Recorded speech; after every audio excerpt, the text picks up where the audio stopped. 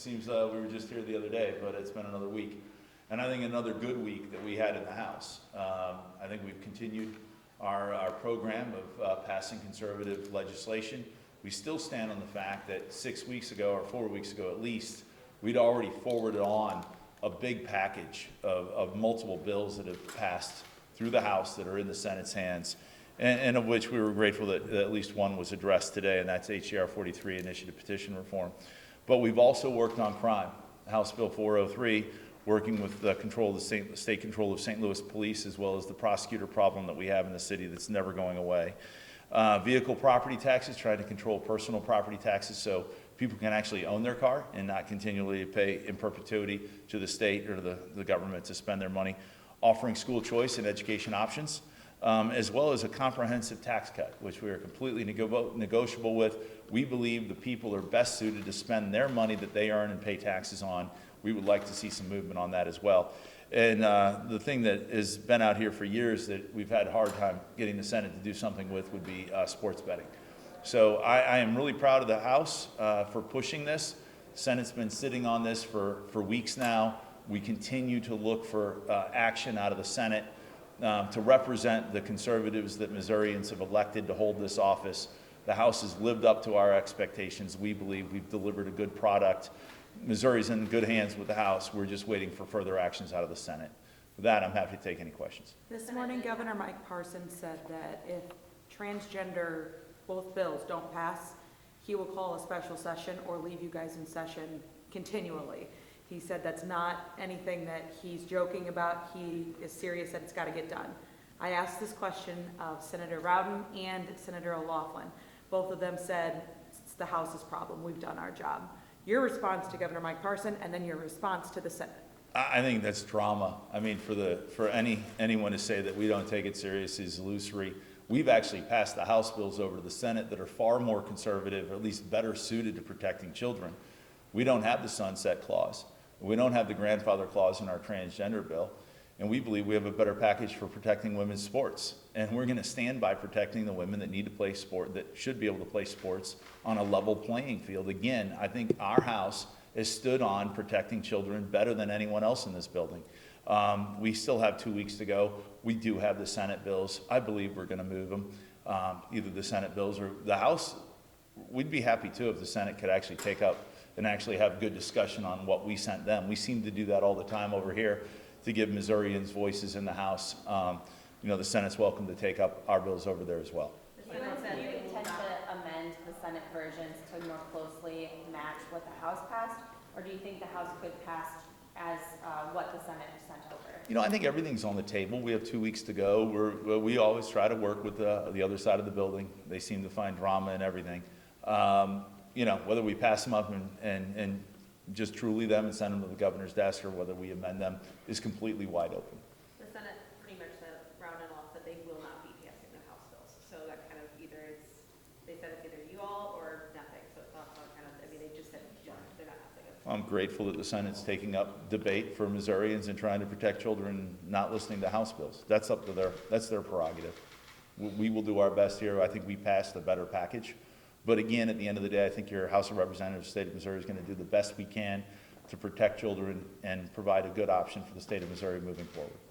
Go ahead, Sarah. Moving to IP, they did pass the HJR on initiative petition reform. There are some changes. This might be a question for you, Representative Henderson, but lowers the threshold to 57%, but also includes it's an or situation, maybe 5 of the 8 congressional districts. Thoughts on kind of the changes and if you have a chance to even. I'm going to turn the mic over to Representative Henderson, who has done a phenomenal job of shepherding this bill through. You know, the language that just came over, though, I will say that we just saw, and there we are. Representative Henderson. Really, that's what I've got to say. We just got the information. We're trying to digest that information, see what we agree with, what we don't agree with. Hopefully, we will be able to work something out, something out for the people of Missouri. We need to get something done. We have to do something with ballot initiatives, and I think we still have time to get that done. Are you seeing a conference committee versus just passing this? I think that'll be determined early next week, and we'll make that decision. Is there a schedule for next week regarding the budget? I'm going to defer that to Representative Smith. I mean, we did just appoint conferees. We're waiting to see what the Senate appoints for conferees, and we'll go from there. But if there's anything else to add, Representative Smith. You know, the deadline being Friday, we have to get everything done next week. That's the main thing. We'll start negotiations between the two differences on Monday, work through the conference process like we always do, and we anticipate we'll be able to meet our constitutional deadline on Friday. I have to ask Representative Smith, if I have you, the biggest difference is $4 billion between what you guys passed and what the Senate passed. Big difference. Yeah. How are you expecting conference committee to go when there is, Lincoln Huff said that it could be one of the largest differences that the state has seen. So what are Yeah. you expecting? I think it certainly is the largest difference, I'm guessing, that we've ever seen. And so I'm going to approach this with an open mind. I think Senator Huff, we've had a good level of communication over this session, and I would ask that he approach this with an open mind as well. I think he will, and I feel confident that we'll be able to negotiate the differences. So, Go ahead. The biggest change, I think, is the plan to expand all of I-70, $2.8 billion. Are you amenable to that, to expand it, or just more of the governor's plan? personally, I'm always interested in investing in roads and bridges in Missouri. And the House has a plan, the governor had a plan, the House backed that plan, plus we appropriated for some additional things across the state. The Senate rolled out a new and different plan, which I'm seeking to fully understand at this point still, having conversations with about that. And like I said, at the end of the day, we're spending money on roads and bridges. I think that's a good thing. It's a matter of how much and how we pay for it.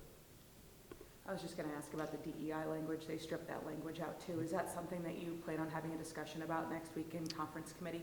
Well, as with any difference between the House and Senate version, we will certainly have discussions. I was in tune with that debate on the floor, and there was a different outcome in the Senate that there was in the House. I think that has become an issue that the General Assembly, it seems to me, would like to address in some way. If that's not through the budget, then it should be statutory, and potentially there could be an avenue there. But that will be discussed along with a number of things, and as you mentioned, there are many differences in the budgets, so we will discuss that as well. What do you think about the chamber calling the DEI language a job killer? Well, within the initial version of the bill, the initial language, and then kind of how that evolved over the course of time, and the language that was offered in the Senate. I don't think it would be, if we turn the focus back to state government, which I think is where we all agree, or generally there's an agreement in the General Assembly that we should try to address that in some way. That wouldn't have that same implication across the economy that the chamber has stated. So I don't know that we're talking about apples and apples anymore. I think the conversation has shifted now to state government specifically, and I think the chamber was concerned about the far-reaching implications outside of state government. So I don't think really that's the relevance to the conversation anymore. Okay. I guess my last question is for you, Speaker Plocher. We're heading into the final 2 weeks of session, and the Senate still, I feel like we're watching you guys kind of just go through the motions, while the Senate has got these big items. You spoke about it a little bit earlier, how you guys have already done your job.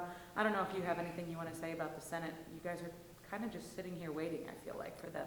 I mean, I tend to agree a little bit. We did. I mean, we passed conservative items out of the House. Representative Roberts, worked on a really big, difficult crime bill that the Senate is sitting on. If anyone is ignorant of the crime in St. Louis, then, I mean, open your eyes. The people deserve better. People deserve to be protected. Citizens deserve more. And I think crime should be punished. I think it should be prosecuted. And I think victims need to be protected. We've done that. We also are cognizant of personal property tax reform. Why were people dinged with a great personal property tax bill just because of government intrusion with COVID? So we've fixed that. They're sitting on that. Again, a conservative ideology, principles of policy here is that people are better stewards of their money than the government is. And who should be better than, we should cut taxes. We have plenty of money. Like, there's a $4 billion difference as you enumerated in the budget.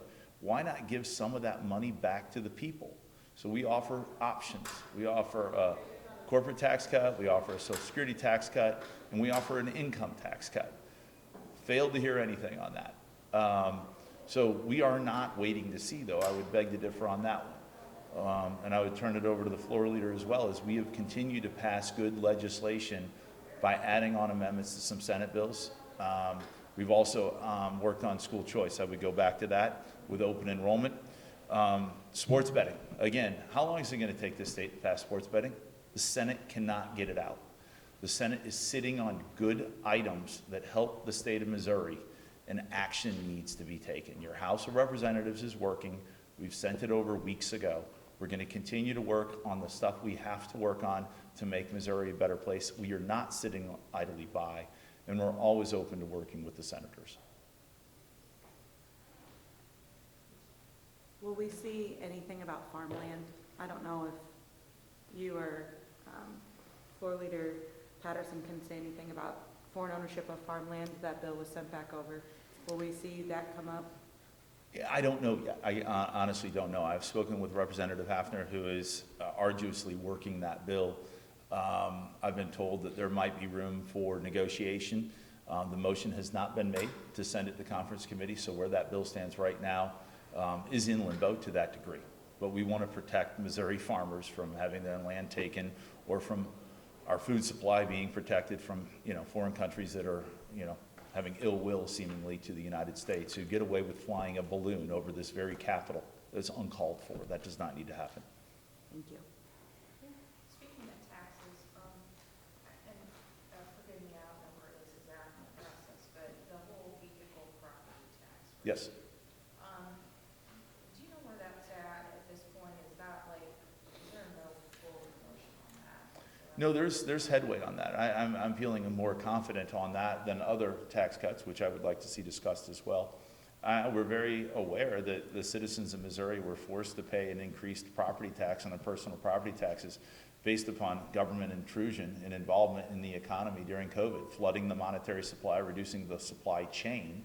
Thereby, our used vehicles went up in value, and therefore our citizens had to pay an increased personal property tax on that. We don't believe that was right. Government should not have created that problem for our citizens. So there is discussion going on that. I feel a little bit more confident on that we will get something done this year on that. Thank you all very much. You have a great weekend. Look forward to May the 1st. Thank you.